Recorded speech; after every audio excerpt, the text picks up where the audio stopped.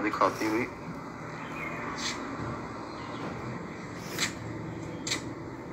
पूरे घर में फैली हुई हैं।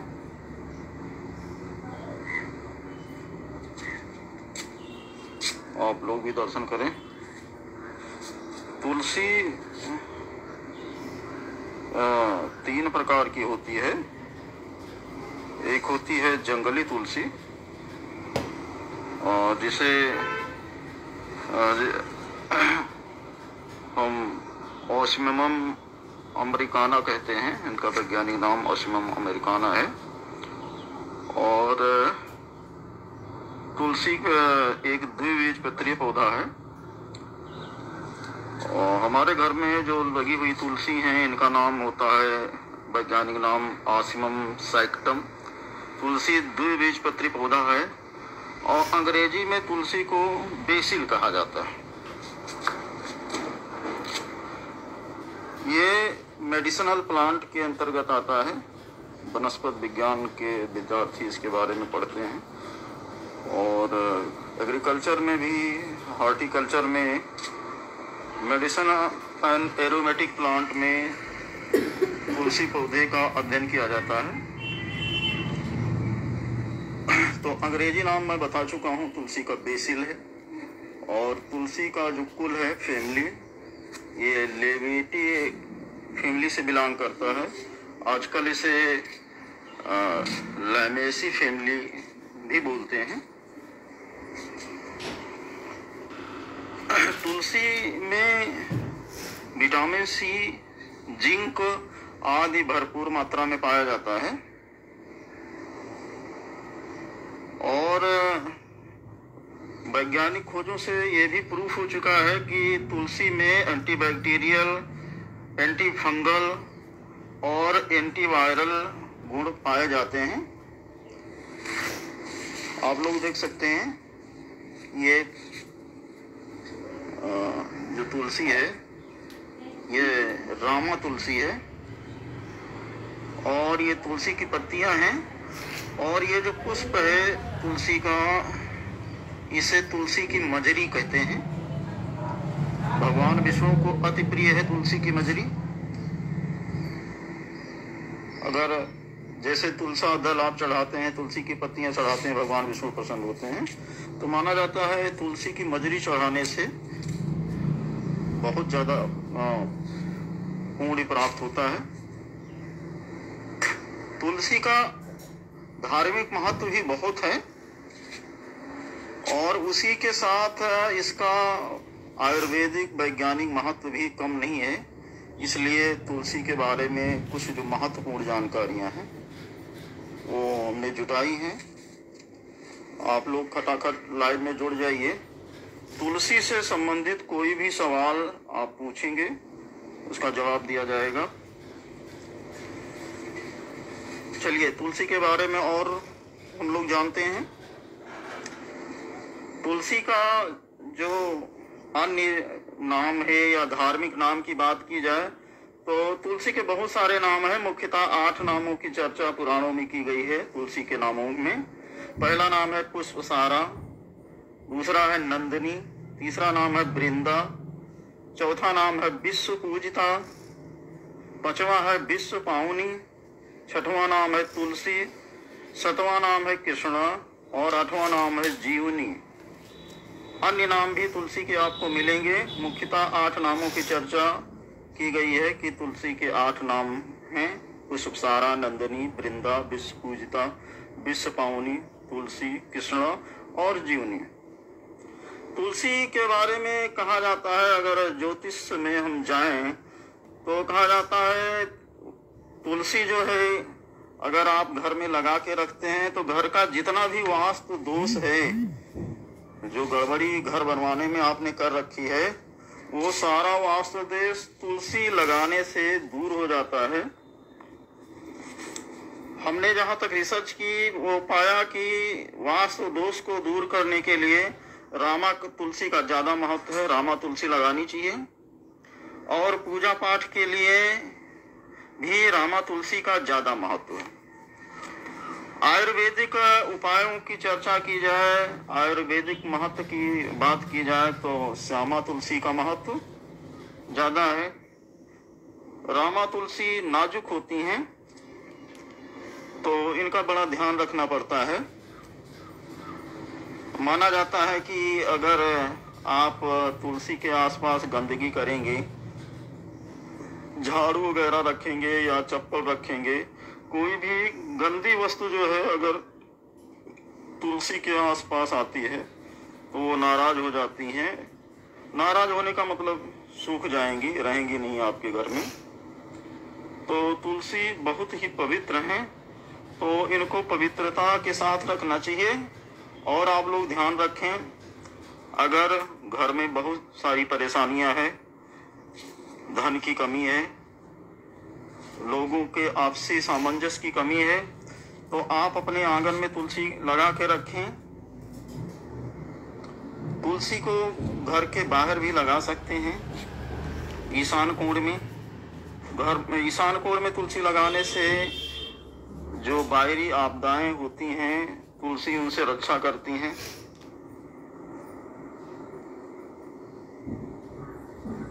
तुलसी की पूजा शाम को गोधूल के समय करनी चाहिए। 5 से 8 का समय है, लेकिन आप ये मान के चलिए गोधूली का जो समय हो सर्वोत्तम समय होता है तुलसी की पूजा के लिए। तुलसी की पूजा में हम सुबह स्नान करके पवित्र होके तुलसी माता को जल समर्पित करते हैं अर्घ्य के रूप में।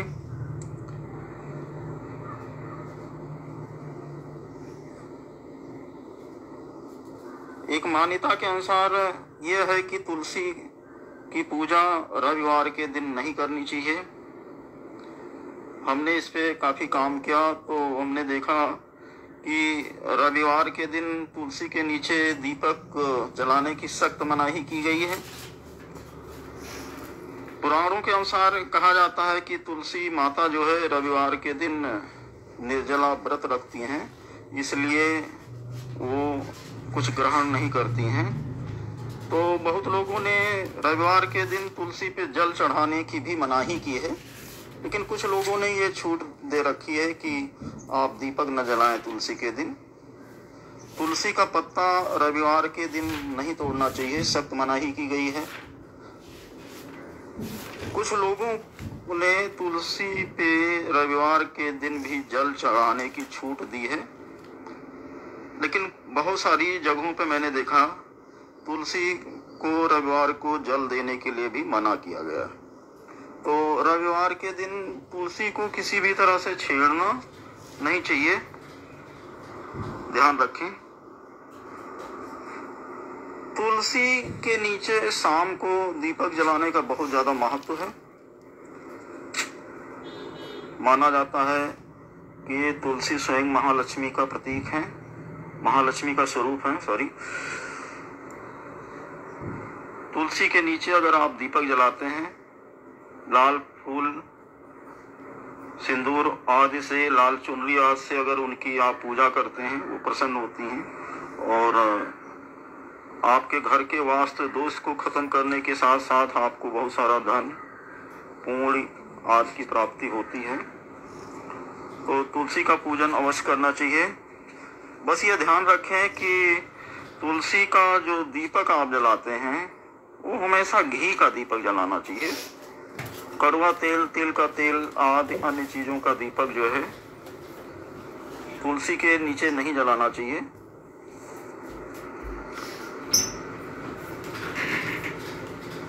तो ये मैं बता ही चुका हूँ, रविवार के दिन ना तो तुलसी पत्ती तोड़ सकते हो और ना दीपक जला सकते हो और ना ही जल चढ़ा सकते हो। तुलसी के नीचे हमें घी का दीपक जलाना चाहिए। तो ये सब तुलसी की पूजा है। चलिए, तुलसी का पत्ता विष्णु भगवान को चढ़ता है, माना जाता है। बिना तुलसी का पत्ता चढ़ाए भोग नहीं माना जाता है। तो तुलसी का पत्ता तोड़ने का भी कुछ नियम है, आइए उसको हम लोग देख लेते हैं। काफी धूप हो गई है, अब हम बात करते हैं बैठकर।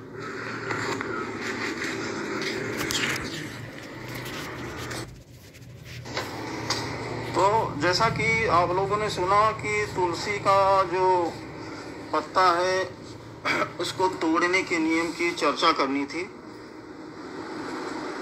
तो तुलसी का जो है पत्ता रविवार के दिन नहीं तोड़ सकते हैं आप, ये ध्यान रखना है। और तुलसी का पत्ता तोड़ने से पहले हमें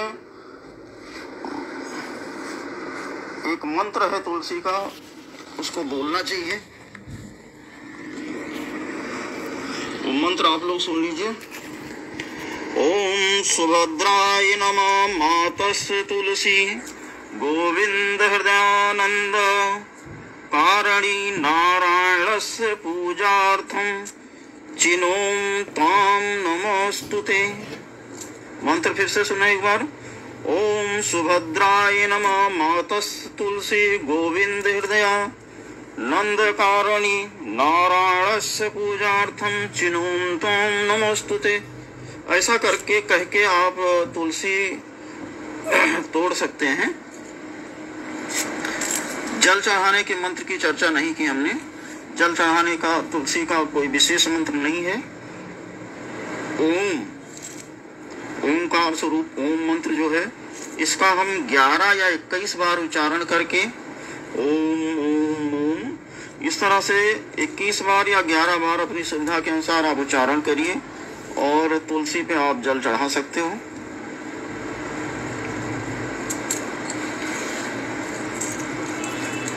चलिए, तुलसी का आयुर्वेदिक थोड़ा सा हम लोग चर्चा कर लेते हैं। जैसा कि हमने कहा कि विटामिन सी, जिंक आदि तुलसी में पर्याप्त मात्रा में पाया जाता है। और तुलसी जो है एंटीबैक्टीरियल, एंटी फंगल और एंटीवायरल गुण को धारण करती है। तो अगर तुलसी का सेवन आप करते हैं तो जितना भी वायरस या बैक्टीरिया से होने वाला रोग है उससे आप बच जाओगे। तुलसी, श्यामा तुलसी का काढ़ा पी सकते हो आप, तो आपको एंटीवायरल, एंटी फंगल और एंटीबैक्टीरियल होने के नाते इन रोगों से आपको बचाएगी। विटामिन सी की जो है आपूर्ति करेगी। सभी जानते हैं कि भाई सुंदरता के लिए, दांतों के स्वास्थ्य के लिए और सामान्य पाचन के लिए विटामिन सी जरूरी है। जिंक हमारे शरीर का बहुत ही इम्पोर्टेंट एलिमेंट्स है और ये बहुत कम पाया जाता है। ये आपके तुलसी में पाया जाता है। तो इस तरह से जितने भी आपके नोजल यानी इससे संबंधित जितने भी रोग हैं तुलसी से ठीक हो सकते हैं। और जितने भी माउथ रिलेटेड जो भी डिजीज हैं वो भी तुलसी से ठीक हो सकते हैं। तो तुलसी का पत्ता वैसे भी आप दिन में शाम को मत तोड़िए, बहुत सुबह मत तोड़िए, दोपहर वगैरह में आप तोड़ के इसका सेवन कर सकते हैं। तो अगर आप सेवन करते हैं तो तुलसी का ये आपको फायदा मिलेगा। तुलसी के बारे में अन्य चीज़ों में, धार्मिक भागवत वगैरह में कथा आती है कि तुलसी जो थी ये जालंधर की पत्नी थी। जालंधर एक राक्षस था और उसको पता था कि तुलसी में ऐसा आशीर्वाद है तुलसी के ऊपर कि जिसकी पत्नी ये बन के रहेंगी और जब तक उसकी पति परायण रहेंगी तब तक कोई मार नहीं सकता। तो तुलसी वैसे विष्णु की भक्त थी, विष्णु की पुजारन थी। लेकिन जब इसको तुलसी के गुण पता चले तो इसने जबरदस्ती शादी कर ली थी। और बाद में ये जो थी, वृंदा नाम था उस समय इनका, जब जालंधर ने शादी की थी, तो ये पतिव्रता हुई। और इनके पतिव्रत के कारण जालंधर जो है बहुत ज्यादा घमंडी और वो हो गया और पूरे संसार पे वो कब्जा करना शुरू कर दिया उसने। तो पूरे संसार पे कब्जा कर भी चुका था वो और उसको कोई मार सकता ही नहीं था। तो उनको मारने का जो है, उनसे युद्ध जो है, शिव जी से उनका युद्ध छिड़ा। लेकिन शिव जी भी कुछ बिगाड़ नहीं पाए। तो काफ़ी मंत्रणा देवों ने, ऋषियों ने काफ़ी मंत्रणा की, आखिर शिव जी भी जालंधर का वध क्यों नहीं कर पा रहे। तो उससे ये पता चला कि जब तक वृंदा का पातिव्रत्य जो है कमजोर नहीं पड़ेगा, तब तक जालंधर का कोई कुछ बिगाड़ नहीं सकता है। तो प्रिय मित्रों, ये ड्यूटी विष्णु भगवान को ही दी गई कि पातिव्रत्य जो इनका है, पति से इनका मन हटाइए आप, किसी तरह से आप ही हटा पाएंगे। मजबूरी में क्या करें, उन्होंने ये जिम्मेदारी अपने सर पे ली और किसी तरह से वृंदा का मन जो है माया के प्रभाव से जालंधर से हटाया, और जालंधर से जैसे वृंदा का मन हटा, शिव जी ने विजय प्राप्त कर ली जालंधर के ऊपर। और जब वृंदा को पता चला कि हमारे साथ धोखा किया गया है, तो वो इनके ऊपर काफी रुष्ट हुई और उन्होंने श्राप भी दिया कि जाओ तुम पत्थर के हो जाओ, तुम्हारे मन में दया या वो नहीं है, तुम्हें देव का हित साधना है, कैसे भी तुम देवों का हित साधोगे, तो तुम जाओ पत्थर हो जाओ।